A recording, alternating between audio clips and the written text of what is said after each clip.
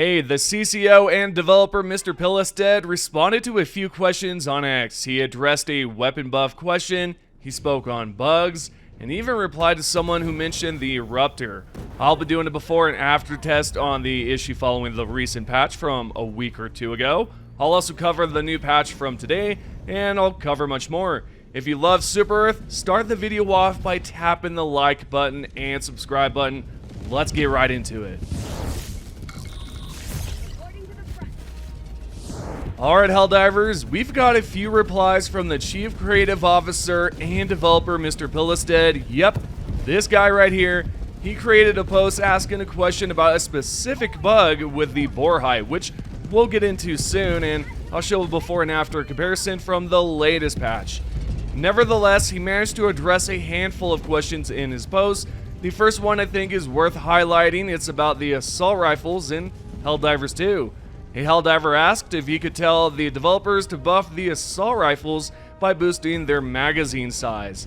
The CCO explained that they're limited by the size of the casing, and he believes it's more about other primaries being a bit too strong compared to ARs, which pushes ARs to get power boosts over time. I for one really appreciate the Liberator Penetrator because of how much ammo it holds, and I also like the Adjudicator, though it definitely needs more ammo in my opinion. I think overall there could be a slight ammo buff for certain assault rifles in the armory.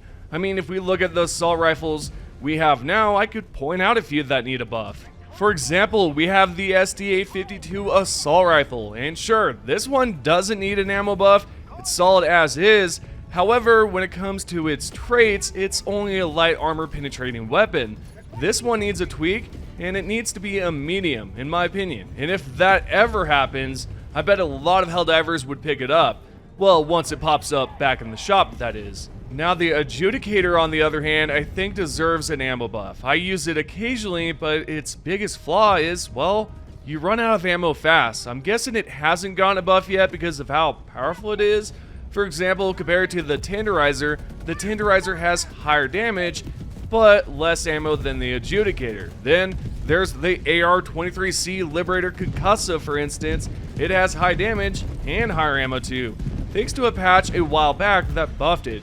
Still, I believe the Tenderizer and the Adjudicator desperately need an ammo buff, especially the Tenderizer. So with everything being said, which AR do you think needs a buff? It'll be interesting to see what you all have to say in the comments. Moving along, the next comment Pillistead replied to was about the Eruptor. A Helldiver wrote to the Chief Creative Officer saying that the Eruptor is messed up. Well, to be honest, they used a word I can't repeat on YouTube. Anyway, in response, he told the Helldiver that it's a story as old as time. Yeah, it really is. We've seen the Eruptor go through so many changes. It started off good, then went bad, back to good, and then bad again. It's kind of wild to think about. I didn't notice any issues with the Eruptor before when it could one-shot a Charger's orange backside, but now it can't. You could argue it's a primary and shouldn't be able to one-shot Chargers, yet we have secondaries like the Senator that can take down Hulks with ease. No joke, the proof is right here. That said, I think the Eruptor was great back then, it's still decent now, but it could be better like it was before. The next question comes from Pillistead himself. He originally asked everyone if they'd noticed a change with the borehide. If you're not too sure what he means, here's the dill pickle. Currently, bullets fire from the sights instead of the barrel. This was updated recently, and I'll show a clear example here to help you understand what's happening. In the first clip from before the patch, before any changes, you can see that when I use the Liberator, the bullets shoot out of the barrel and hits the wall below the center. Now, in the next clip after the changes, the bullet comes straight from the sights instead. This probably won't bother you if you haven't noticed, but it's a change that happened recently. So you might be wondering, why is Pillistead asking us? Wouldn't he already know? It's a fair thought, but he explained why when a player asked him about it. He replied that he's currently on sabbatical and doesn't have access to a PC or his PlayStation 5 to test it out. Plus, when another player asked if this feature might return, he said he's not sure since he's far away from development. he mentioned that it's a fundamental change to an important system in Helldivers 2. Yep, who knows when it'll return to the game or get a fix. It's unclear if it was intentional or not, but if I had to guess, it probably wasn't meant to happen. Okay, let's talk about the Galactic War Map. If you watched my last video, you probably remember me mentioning the Automatons were planning another attack on Vandaland. Well, that's exactly what's happening now. They're targeting the planet, and we've currently got the Democracy Space Station positioned above it. The problem, though, is that we've got an orbital blockade active, and it's on a planet under attack. You might be wondering, what's the issue? Well, it's on the wrong planet.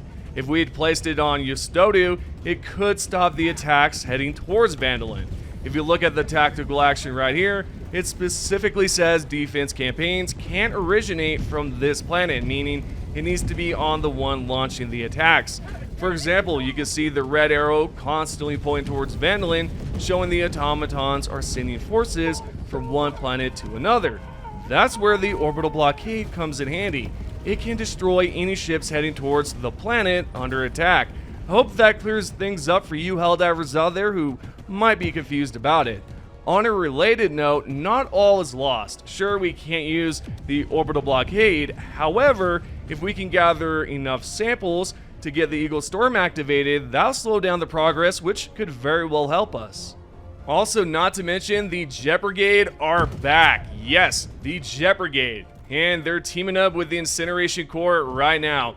You can see in the bottom dispatch, it says, the Jet Brigade has resurfaced, having evidently been rebuilt in secret. They have joined the Automaton offensive to menace Malevelon Creek. The Automatons are clearly dedicating massive resources to besmirching the memory of the heroes who defended the planet.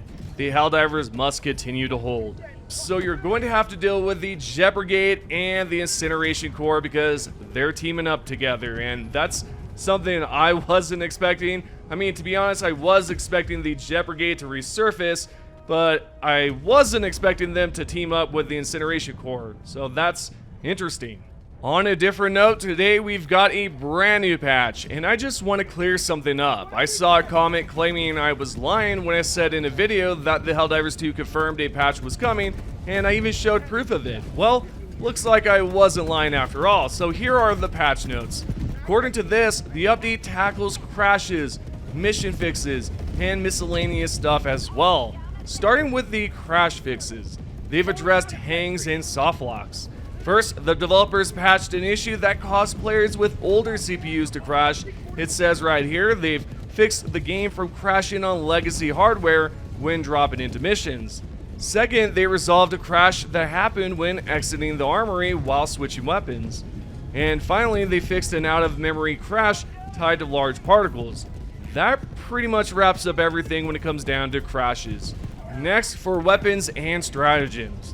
They've only fixed one issue. Apparently there was a glitch when reloading laser weapons. I'm not sure what it was. I didn't notice anything myself, but if any of you Helldivers out there know what they're talking about, drop it in the comments. That'd be awesome. I'd like to know. There's also one fix for social and multiplayer. This one's cool. Players could join others even if they were on the wrong version. Like if I was on a patch from a month ago and you were on the current one, I could still join you. This wasn't supposed to happen, but they've sorted it out now. On top of that, they fixed a bug with the Illuminate defend missions where the ships would stop spawning if too many were destroyed. Bet the anti-tank emplacement was shredding up a lot of warp ships. Lastly, they resolved an issue in the Superstore where Y boxes would pop up if you swap to the third tab and back to the first or second. That's officially gone. It's out of there. They've resolved it. And that's pretty much it. Pretty much everything with the patch notes. Now that we've covered the patch notes, let's take a look at the known issue list. The support team updated it about 2 hours ago as of recording this video.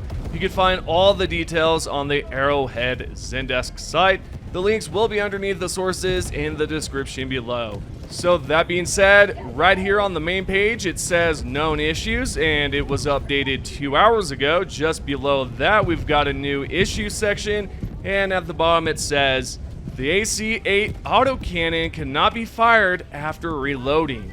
This wasn't an issue in the last patch, at least from what I can remember, until today's update dropped, and now it's got a bug. I'll show you what happens when you're firing the autocannon and decide to reload. Just like the known issue list mentions, you can't fire again.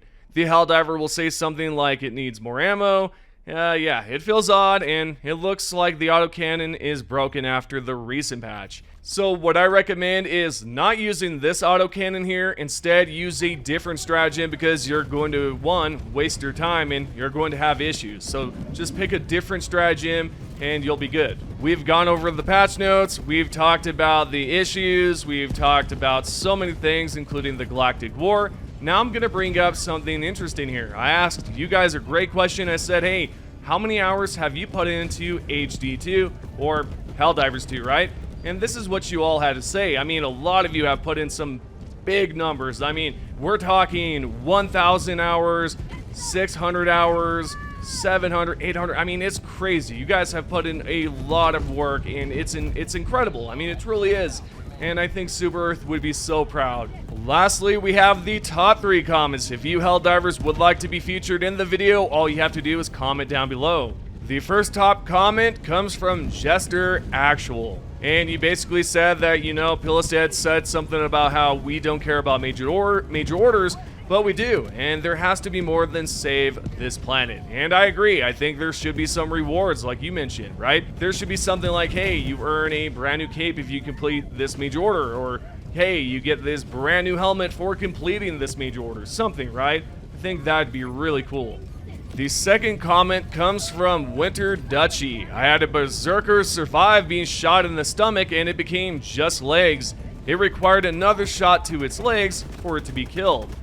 That is interesting. I haven't came across that one. I know someone said something about Devastators 2 being able to roam around. Crazy stuff. I guess the damage is bugged, or maybe the enemies are, maybe it's desync, who knows, but thank you for commenting.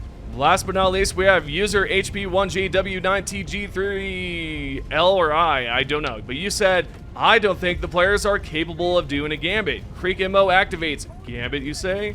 Yes, we've actually succeeded in 3 different gambits, if I'm not mistaken. Thank you all for watching the video. If you can, support the video by tapping the like, subscribe, and turn on notifications. Thank you so much for supporting the channel by stopping by. Even if you're not subscribed, I appreciate everyone from the members, subscribers, and even you all that just occasionally lurk on the channel. I appreciate it so much, and I'll see y'all in the next one. Thanks for watching.